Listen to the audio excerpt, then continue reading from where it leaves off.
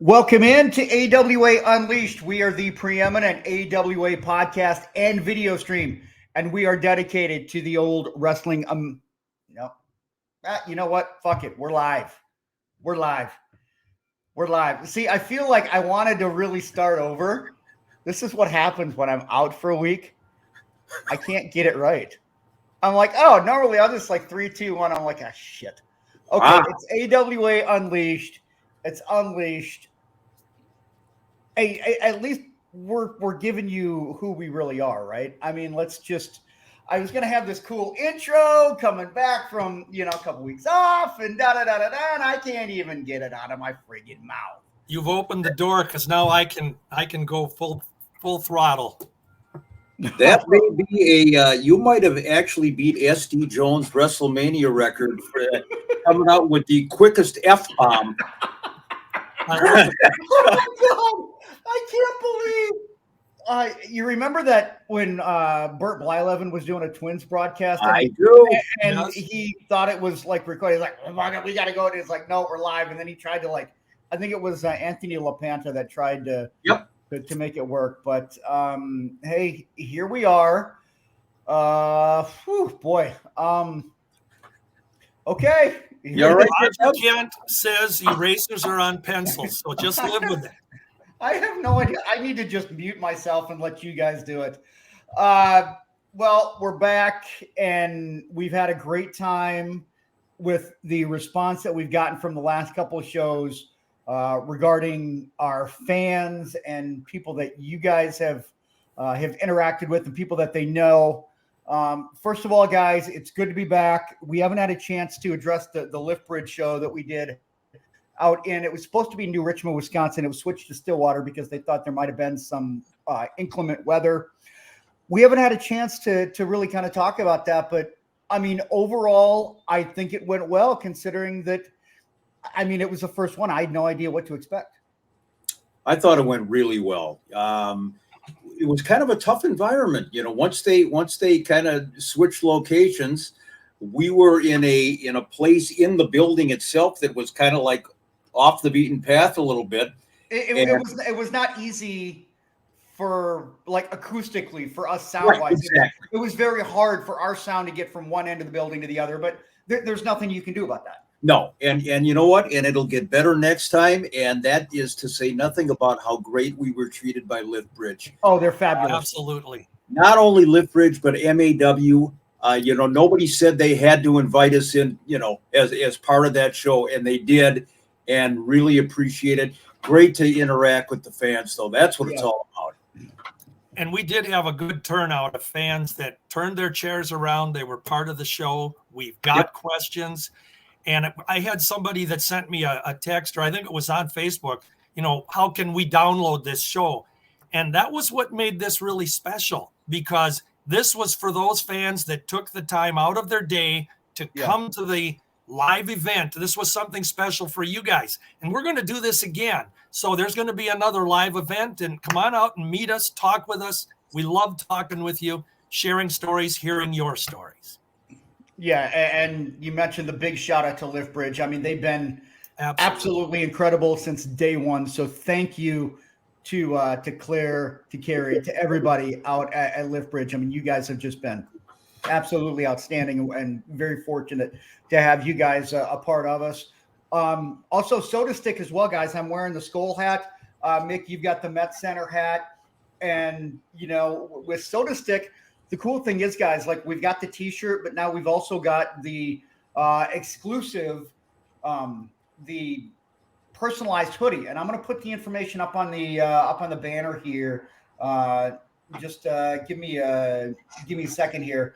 There it is, and we've got the personalized hoodie where it's a black and white hoodie. You can put your name, personalized, whatever it is. You can have it on the edge of the hood, and that's only available at sodastickco.com. You can even just search AWA or AWA Unleashed, and all the information's there. And by the way, it's the only place, you guys, to go to get your official AWA Unleashed merchandise.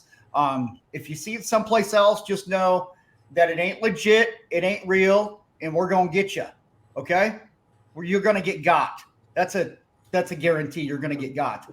But again, thanks to Soda Stick for everything that they do for us. And by the way, guys, I know that you guys who doesn't like food, right? I like food. You like food? Occasionally.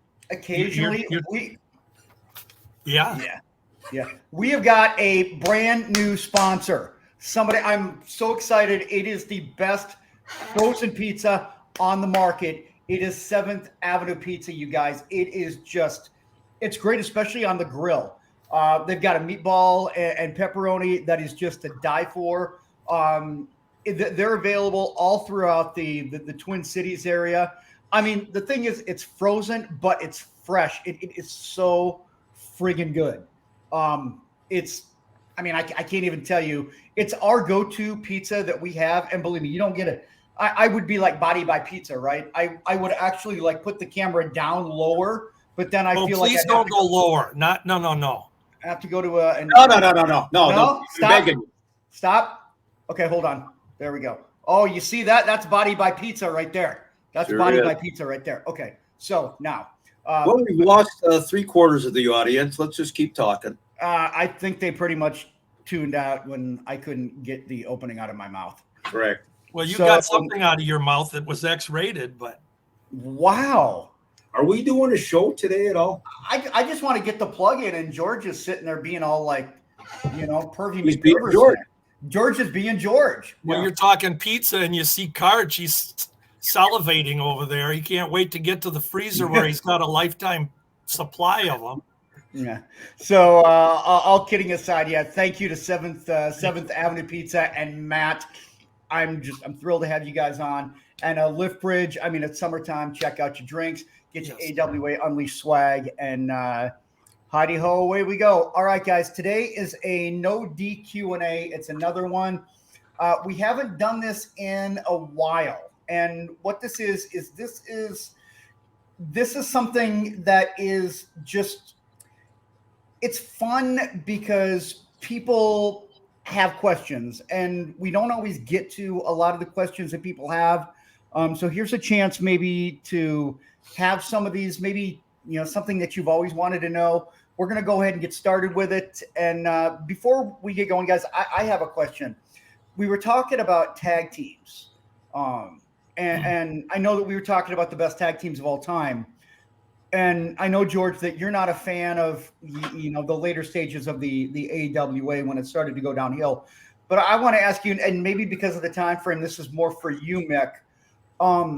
In terms of the best tag teams of maybe the late 80s to the early 90s, and this is, from Chris in Plymouth. Who would you say are some of the better tag teams that maybe would go under the radar from that point in time? I would name 2 of them, and that may be about it. But certainly the Destruction Crew, and I know we got a question coming up about them in just a little bit. Wayne Bloom and Mike Enos, and also Pat Tanaka and Paul Diamond. Those, I think, were the 2 teams in the AWA towards the end. And I know that DJ Peterson and the Trooper were the last AWA tag team champions, but I just, I don't put them in the same class, the same category. The tag team scene in the AWA was pretty abysmal towards the very end there, but I think those 2 stand out. Okay, because I know that was one thing that I know a few people were wondering about, and I had to ask it for me. All right, George, let's get to you for number 1 here. We got hi George, Tom Holler here. I have a question for the next no DQ&A, which is this one. I recall an episode of All Star Wrestling where a guy from the audience jumped into the ring after a match to challenge Dr. X for his $5,000 to break the figure 4 test. Was this a real audience member, or was he planted by Vern and or Wally? Well, when I saw the question and I was trying to recollect, all the TV matches, all the different studio matches that I saw, both sometimes at the studio and most often at home. And I am telling you, I honestly do not remember that happening.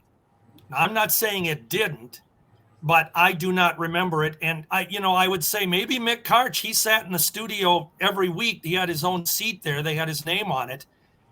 Maybe he does, but I don't. So Tom, I'm going to say I don't remember it. And therefore, I hate to say this, but I don't think it happened. I don't recall that happening. The only thing that I can, and this goes back probably 7-8 years prior to that, Mr. M, Bill Miller, actually had a fan come into the ring, and he had a challenge: beat me in 10 minutes, and I'll give you some money or whatever it was. The fan was a plant; he was a wrestler, but I don't remember that happening with Dr. X. So sorry. Okay. For you here, Mick, let's go to your first one. Back at the end of the AWA, it was looking like there was going to be a turn with Mike Enos and Wayne Bloom. Mike would talk and Wayne would interrupt him on the TV interviews. And this kind of goes into that Destruction Crew that we were just talking about. Was there a plan to have them feud in the AWA, or was that idea scrapped because soon they'd become the Beverly Brothers in what was the WWF? That's from Paul Lundstrom. I would say, Paul, it more than likely was going to happen. I can't imagine that they weren't going anywhere with that. I don't know that firsthand, but I would certainly anticipate that at some point Mike Enos would have had about enough of it and taken care of business. As far as the Destruction Crew, I mentioned them before. Not only were they the Beverly Brothers, of course, but they also were Minnesota Wrecking Crew #2 in WCW for a while. So they had a pretty good run. And Wayne's son, Von Wagner, in NXT is doing very, very well. Cal Bloom. So the legacy continues. I'd like to say about Enos and Bloom. I really do believe that they were the last really great tag team that the AWA had. And that gimmick we're talking about, where Wayne would always overtalk Mike and say, I'll handle this. Whether or not there was a plan, down the road, I mean, we were at the end of the AWA here, guys. And whether there was a plan or not, it would have been a good one to eventually have them turn. But I think that's what makes them such a memorable team now in hindsight, is that everyone remembers that I'll handle this. Yes. Yep. And whether they broke up or not. And then I will add that Mick was correct about the Minnesota Wrecking Crew too, but they were under masks when they did that down in Georgia. So that was kind of a unique gimmick too. The second one for you here, George. Do you remember the night at the Minneapolis Auditorium that Kenny J and George Gadaski wrestled for the Losers Trophy? Yes, I do. Kenny J, George Gadaski are probably two of our most beloved enhancement talent guys.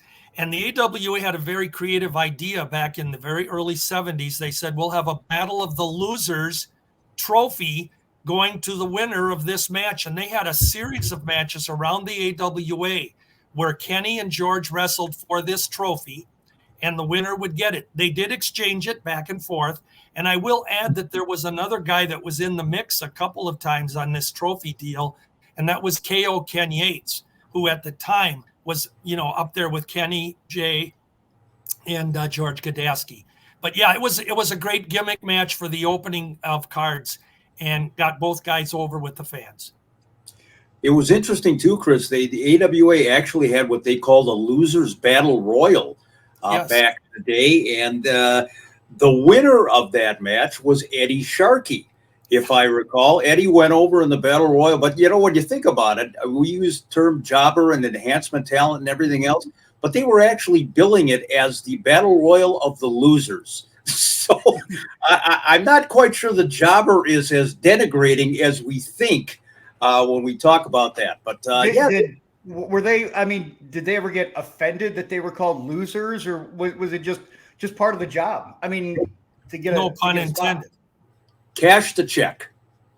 Yeah. Cash the check. I think that's the bottom line. And they were legitimately billed in the programs at the time, Battle of the Losers. Yeah. Okay. And the fans got it. I mean, hey, that's their world. Well, and when you're doing it again, I mean, that's your job. It's your role. And people people are behind you. Like people appreciate you. That's your thing. People are behind you because you're the underdog, right? I mean, that's Correct. kind of the whole thing. Correct. And these guys were talented enough that they got at least a little bit of the spotlight. Got one for you, Mick, from Douglas Oswald. Did the AWA make a decision to go with a lot of indie guys in their final years? Because it seems like there was a whole roster shift. Absolutely, they did. What was it? Well, first of all, everybody, there was somebody, the big names had all gone to WWF and they had that mass exodus.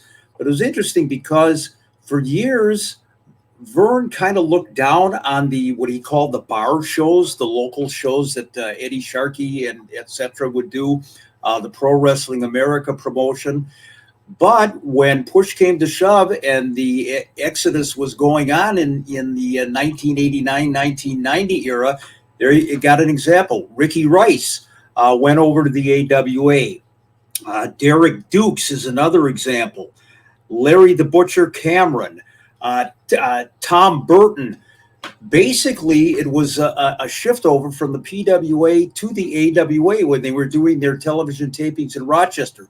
So certainly, I mean, it got to the point, where Eddie kind of had the last laugh on Vern, I would say, because he did, in fact, start using Eddie's talent.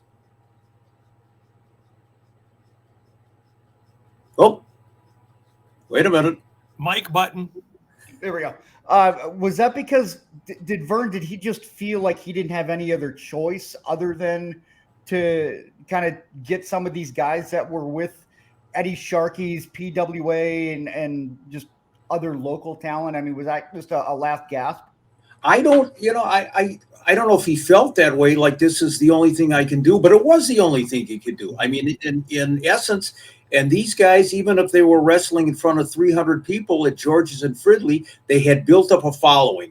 And part of that is because of Saturday Night at Ringside. We gave them exposure. People knew who they were, and they were talented. They were very, very talented guys that, finally got a chance, to wrestle on national television.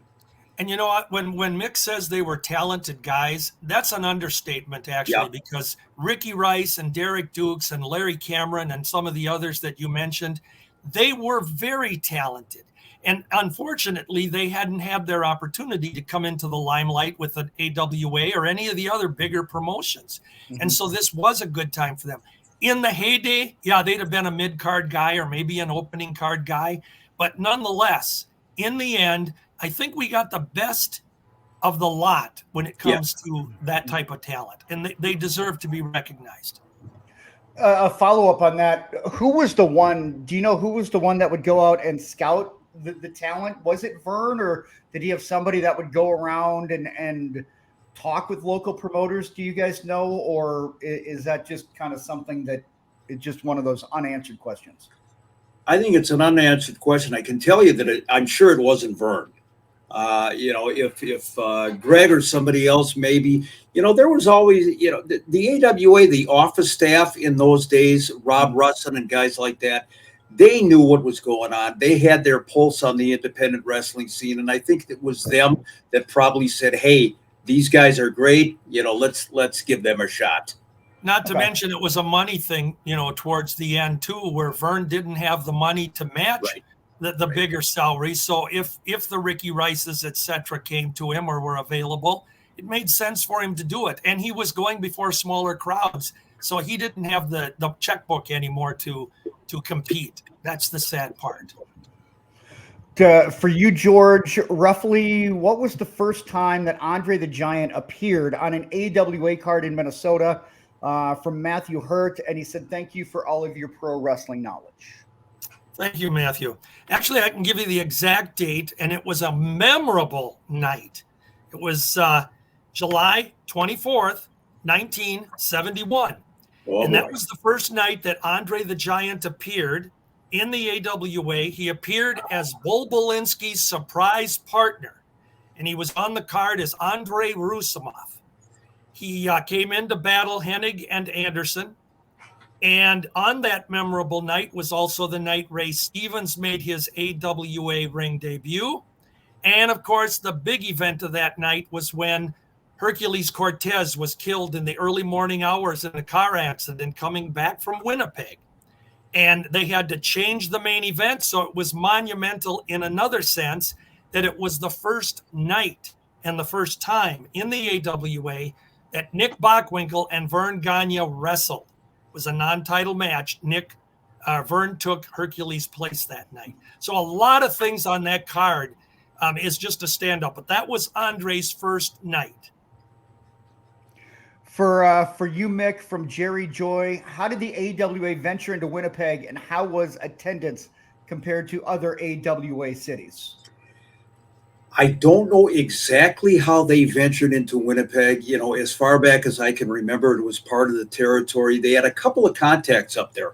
Al Tomko, who was the Winnipeg promoter and actually wrestled under a couple of different names. He wrestled under Leroy Hirsch, and then in the AWA on television, he had wrestled as Bill Todd.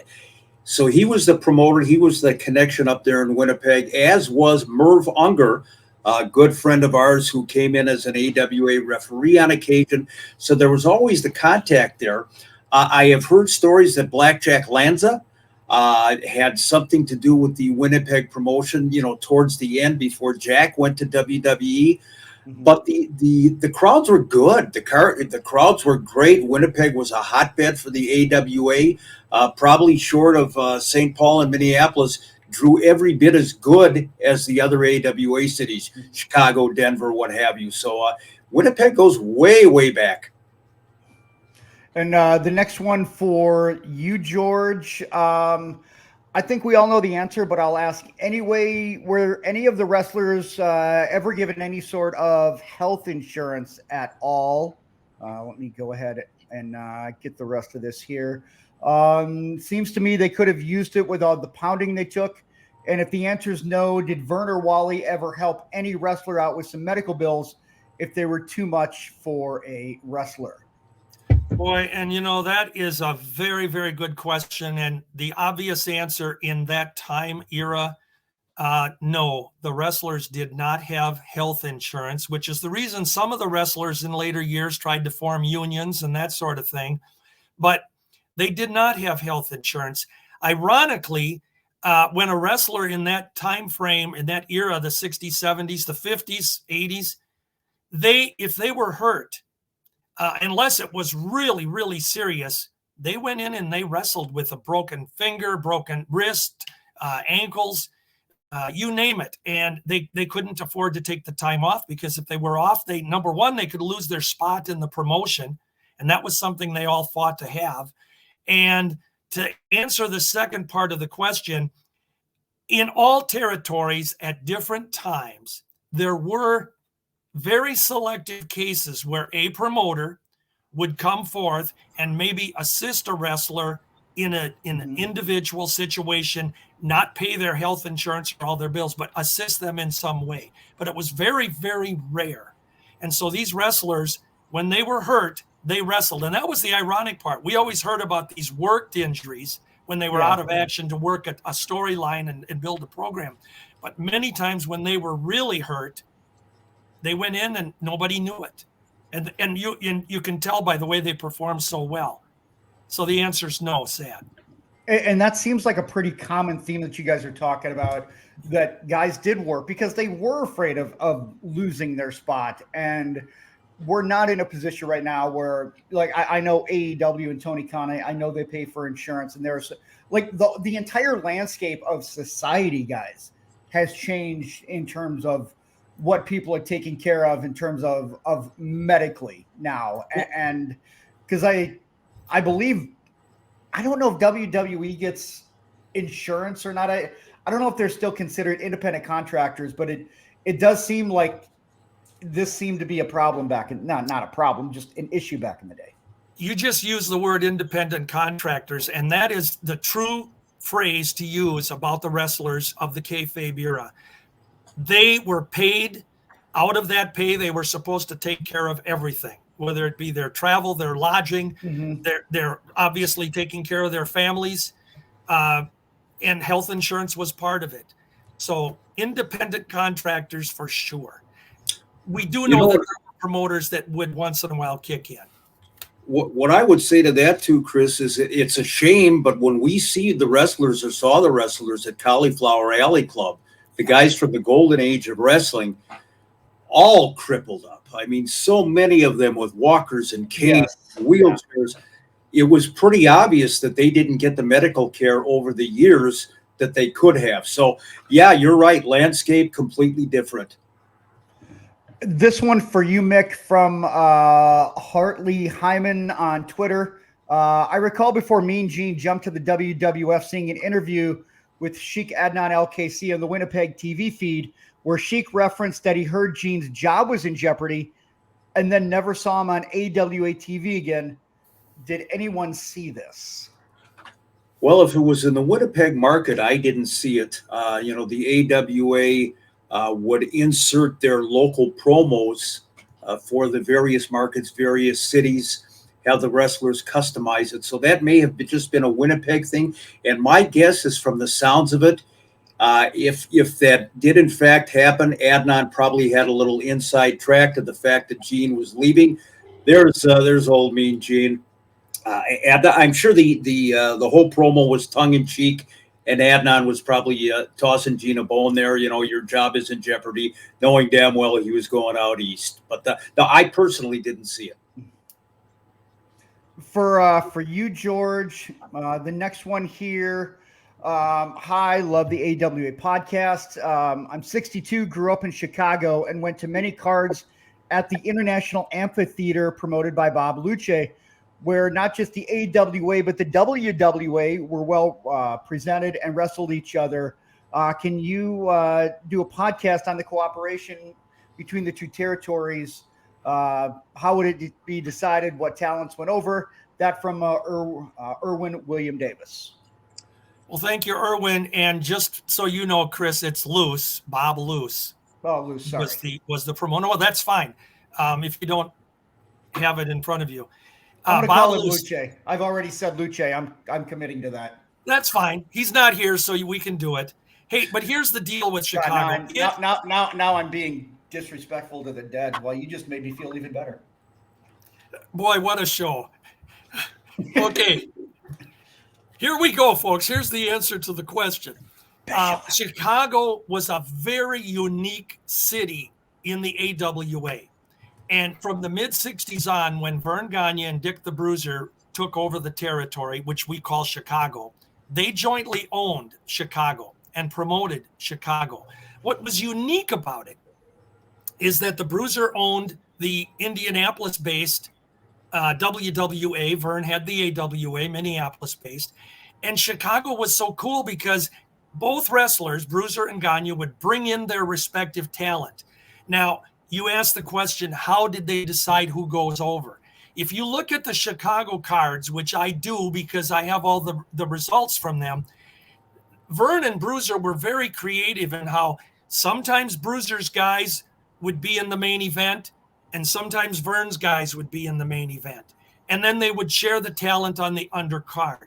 They were very respectful to each other's territory. They had an incident once in the mid-'60s when Dick the Bruiser was the WWA champion and Mad Dog Vachon was the AWA champion. And they had a series of matches in Chicago where they were going to battle for the world title, so to speak. And Mad Dog was given the nod. So it was pretty good of Bruiser in that instance because he removed that WWA title from Chicago. But going forward, his talent was always there. And I always envy the fans that got to see some of the talent that we didn't in the AWA proper.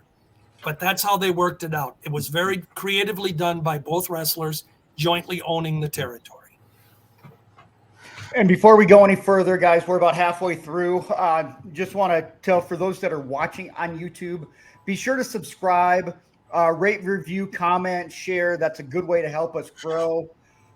So if you're watching, just hit the subscribe button. It does us a huge solid. So just want to go ahead and get that out there. The next one for you, Mick. There are a lot of different directions you could go with this, but what is your dream AWA match? I believe Randy Kitzman sent that in. Randy is an old SNR loyalist. You and I talked about this a little bit, Chris. So before I reveal my all-time, AWA dream match, I have to ask you: Did I give you 3 or 4? This is a handicap match that I had in mind. Was it 3 or 4 against 1? I think it was 3 on. I think it was. Okay. I don't know. I think it was 3 on 1. All right. Well, at any rate, this would be my AWA dream match, and I know a lot of people have figured I would say, Nick Bockwinkel or what have you, but no. If you could bring them up individually on the screen, this would be a handicap match that I would personally call my AWA dream match. Okay, hold on here. Let me. Certainly.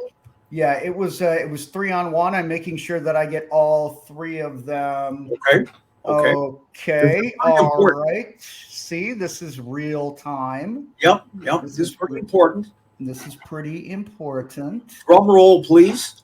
I hope it's not a midget match. No. You won't see him. This is one guy that I would have on the team.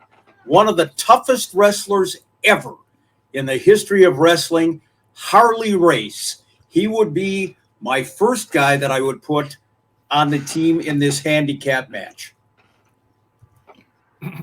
Okay, so there is that. Here is number 2. Number 2. Oh, there he is.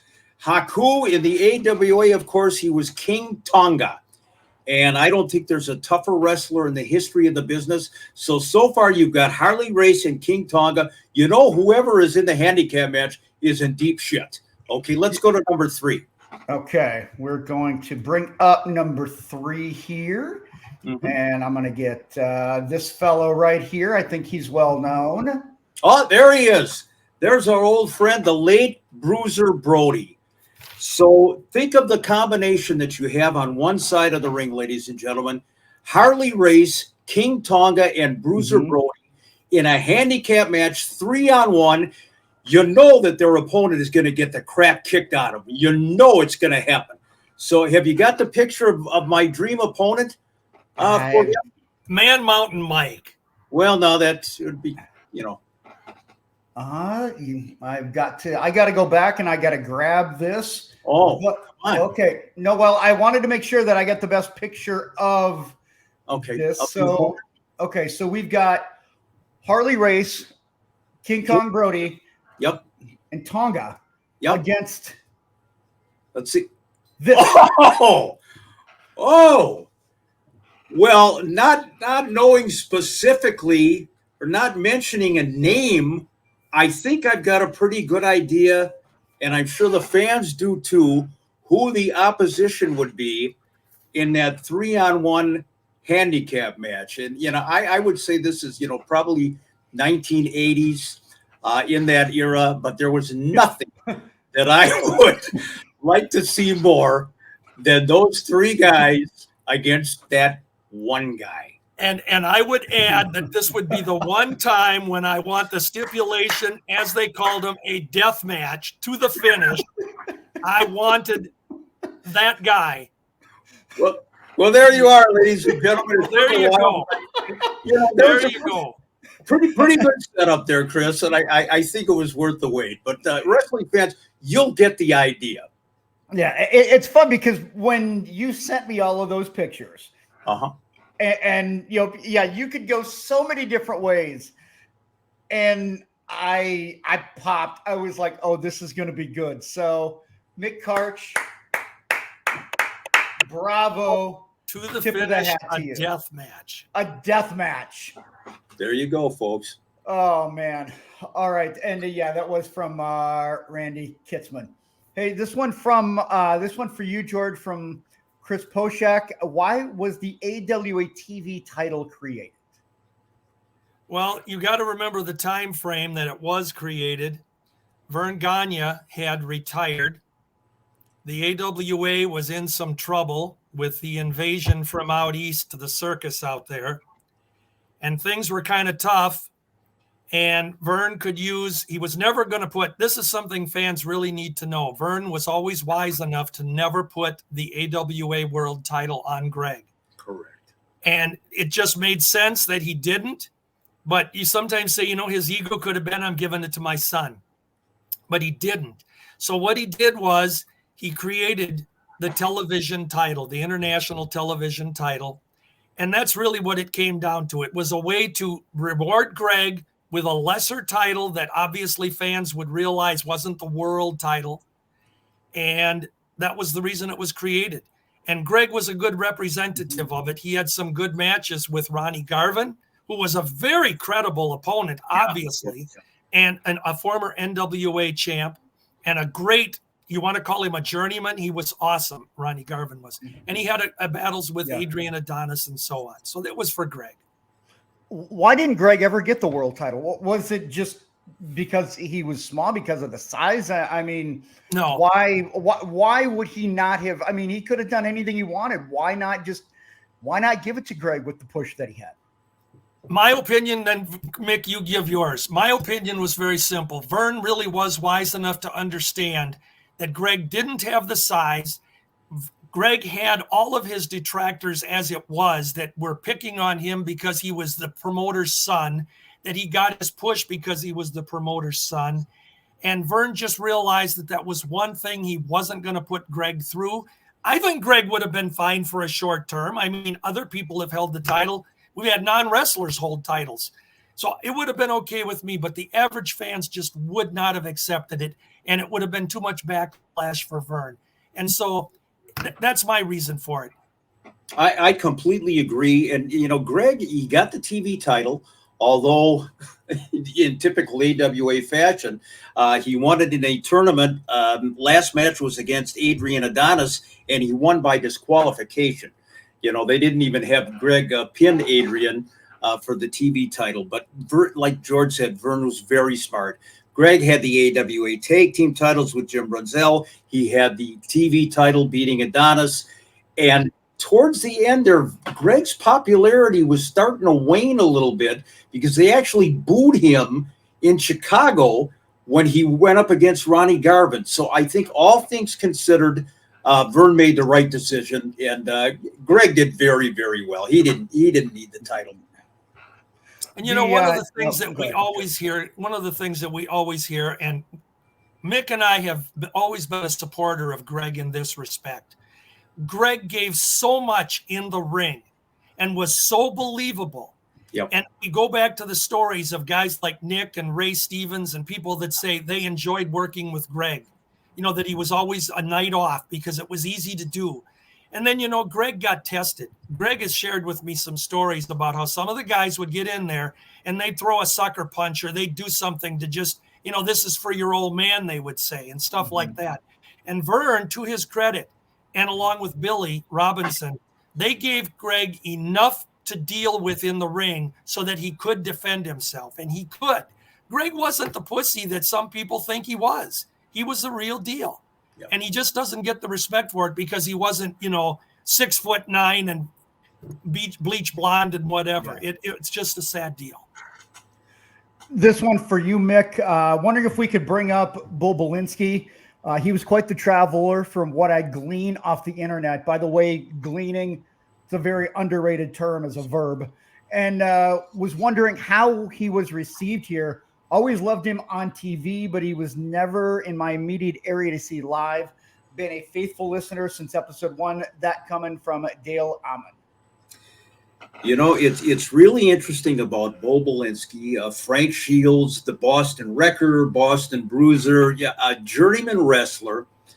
Was not the tallest guy in the world. I don't think Belinsky was more than 5'8", 5'9", if that. Certainly didn't have any kind of a bodybuilder physique, if you will, but boy, right place, right time, right gimmick. And, they billed him as an out of work truck driver who got involved in professional wrestling to feed his family. And they teamed him up with the Crusher. And that was gold. So you basically had these two working class heroes. There's the Bull, working class heroes teaming together. And It went very, very well for a while. When it went south for Belinsky, was right after an angle with Nick Bockwinkel. They had a match, main evented actually in Minneapolis after Nick double-crossed Belinsky and, beat him up on television. After that, Bull kind of was relegated to opening matches, second match on the card, and basically jobbing for everybody. So as fast as the meteoric rise was for Belinsky, that was as fast as his downfall was. But he made a nice living here in the AWA, and he was very well received. And the thing about the gimmick for Belinsky is that it was timely. And that's a lot of gimmicks in pro wrestling. The time period was just right for the gimmick and it worked. But when that time frame ends, then the gimmick doesn't work. With Belinsky, the out of truck driver thing, there was a legit strike, national strike going on. And he come up with this gimmick. And what a lot of fans don't remember is they brought him in. Vern wanted him to be a heel. He was called Bad Boy Belinsky. But the fans chose this one. They recognized that what is more working class and more than a truck driver. They bring you everything you eat, you sleep on, your furniture. He was an out of work truck driver. So they responded to him as a blue collar, your neighbor. And that's why he got over. And that's what made it work for him. Another one from Twitter here, guys. This one for you, George, from Andrew Lutsky. He said he was co-workers for years with Frankie Hill, Jules Strongbow, and he said that Vern wanted to put him in Wahoo as a title contending team in the late 70s. Would the fans have accepted Hill's rise from the prelims, or was he just kind of cast into the role that he was in?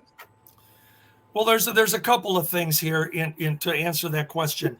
Number one, Frankie Hill had been around as wrestling as an Indian wrestler with the headdress and the dance and everything.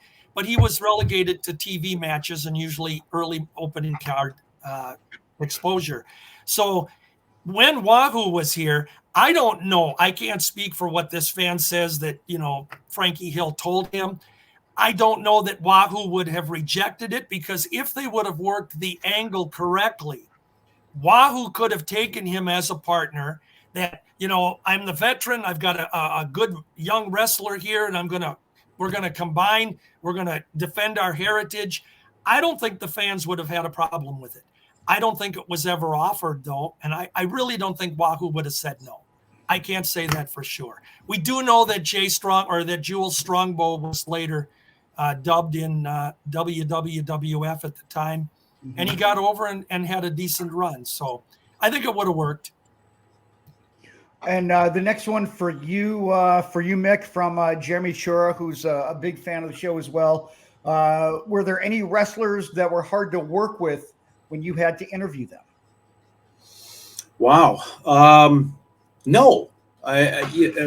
Particularly in the AWA, I didn't do a lot of in-ring stuff, interviewing guys in the AWA, but when I did, it was very easy. Also on SNR, it was very, very easy. For the most part, for whatever reason, I had a really decent rapport with the guys. And when we would come out to do an interview, I would just basically say, this is what I'm going to talk about. And if anything is off limits, let me know ahead of time and we won't go there. But no, I was very, very fortunate, worked with a lot of great people, and I don't think anybody was particularly difficult. No. The next one for you, George. This one as well. I'm going to go back up here on the sheet. Again, another one from Andrew Lutsky.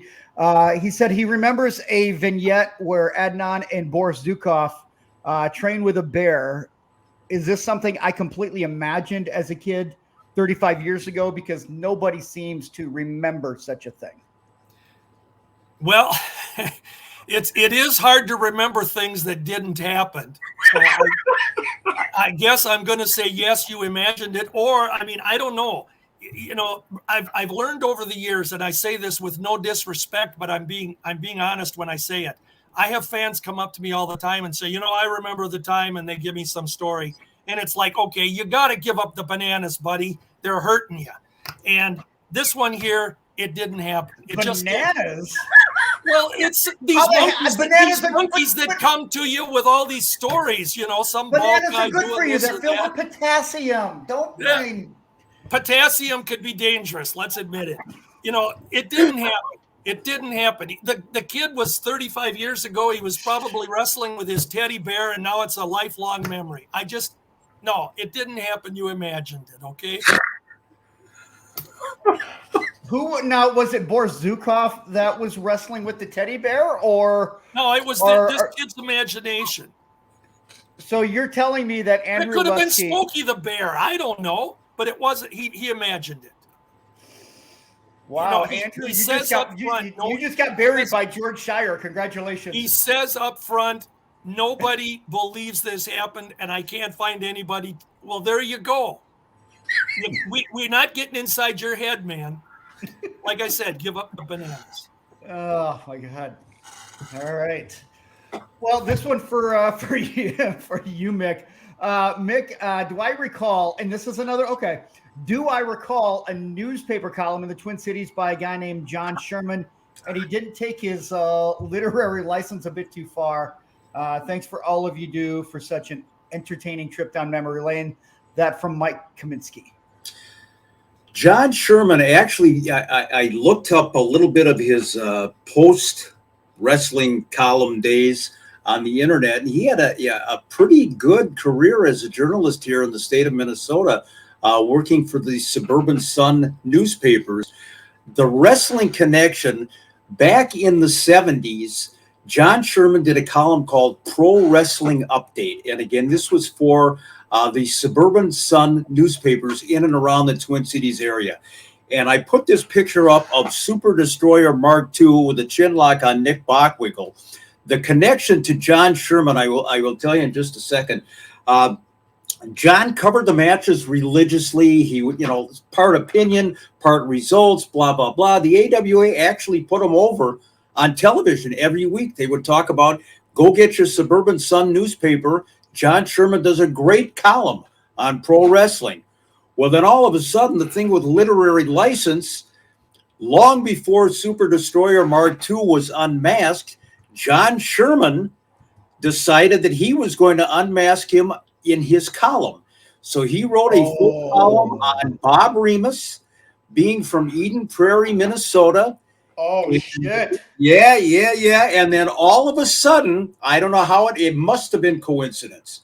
John Sherman was not mentioned on the AWA wrestling show anymore. I don't know if his column went too long beyond that, but it was like all of a sudden, and I looked at this one day and holy shit, does the office know this guy is doing this? Yeah. And again, it was way before Remus Sergeant Slaughter had been unmasked. So not a good move on John Sherman's part. Wow. That's did the office, how did they, because you're kind of in that era of kayfabe, guys. Not kind of. Well, you were deep in it. Yeah. So, how is something like that received, though, and put over on TV? I can only imagine how it was received by Vern in the AWA office and Greg and Wally when they saw that. I'm sure that Vern slapped his forehead probably 70, 80 times and basically said, we're never mentioning this guy again. I don't know. I'm just guessing, but I do know that is pretty much when the push for John Sherman's column stopped on AWA TV. Wow. Go ahead, George.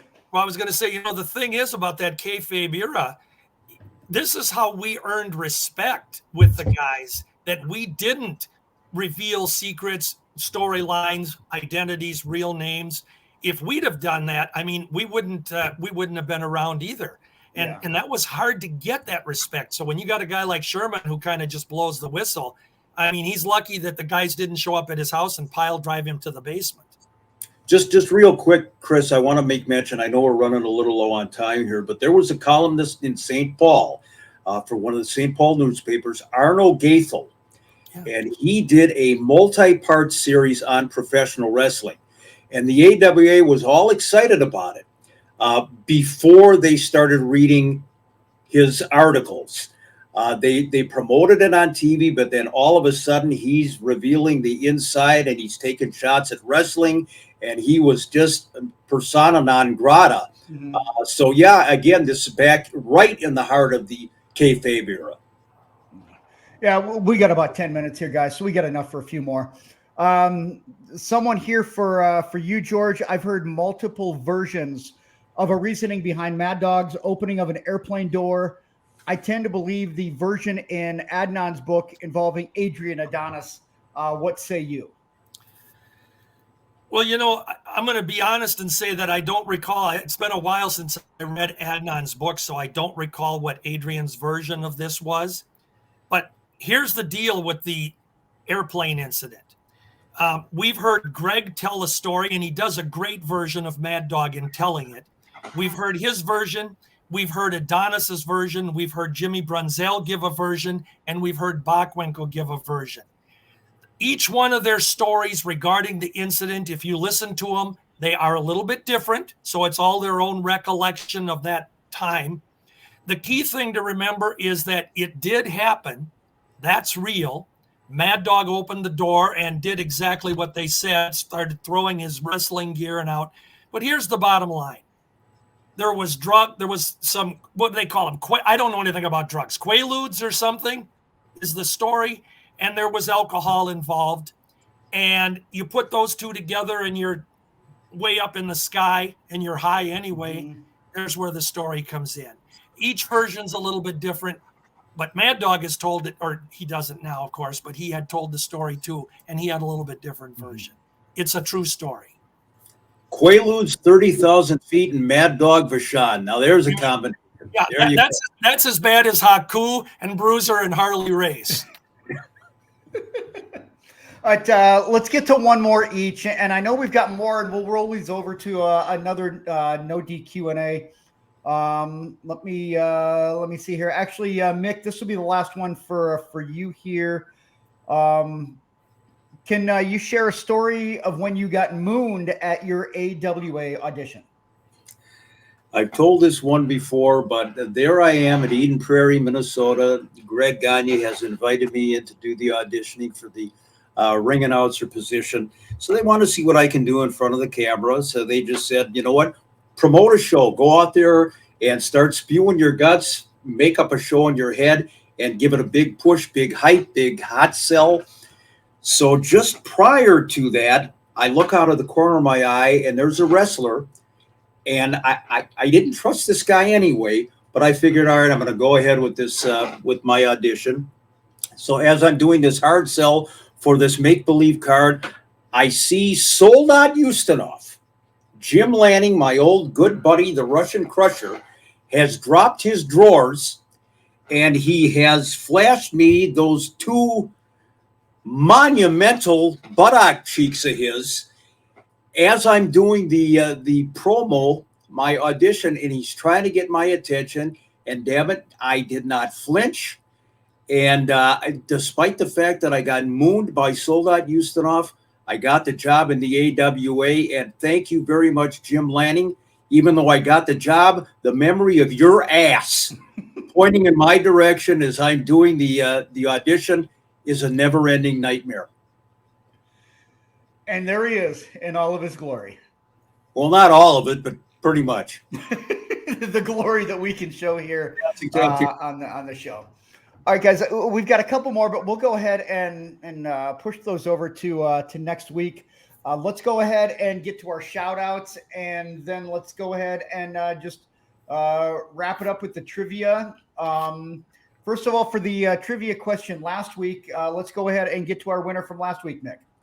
Winner is Mark Peterson, noted photographer here in the state of Minnesota, Twin Cities area.